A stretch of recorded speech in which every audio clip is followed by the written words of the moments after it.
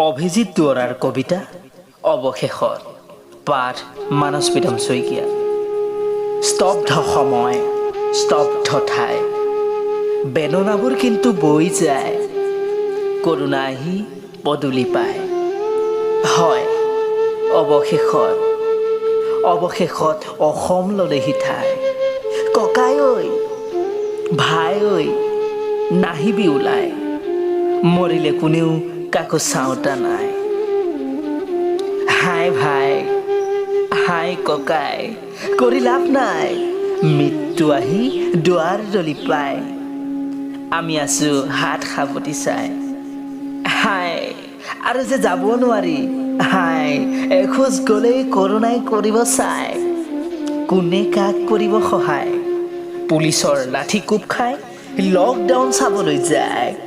নগ'লেও হয় আগুৱাই, যদিহে আকৌ এবাৰ মাক চাব মন আছে, পিতাইক চাব মন আছে, তেতিয়াহ'লে সকলোৱে ঘৰতেই থাক।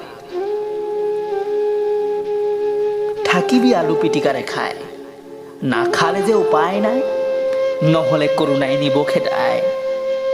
এনেকৈ শান্ত হ'ব নেকি মানৱ জাতিক নিশেষ কৰি এই গহৰ প্ৰকৃতি?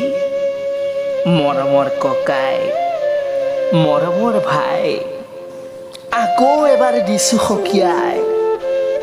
ঘৰতেই খাই বৈ থাক, পেট পেলাই শুই থাক, ঘৰতেই থাক। কৰোণা আহি পদূলি পায়, ঘৰতে সোমাই থাক, ঘৰতে সোমাই থাক। পুলিচৰ লাঠি কোব খাই লকডাউন চাবলৈ যায়, নগ'লেও হয় আগুৱাই ভাই। যদিহে আকৌ এবাৰ মাক চাব মন আছে, যদিহে আকৌ এবাৰ পিতাইক চাব মন আছে, তেন্তে ঘৰতেই সোমাই থাক, তেন্তে ঘৰতেই সোমাই থাক। আলু পিটিকা ভাত খাই ঘৰতেই সোমাই থাক, পেট পেলাই শুই থাক, পেট পেলাই শুই থাক।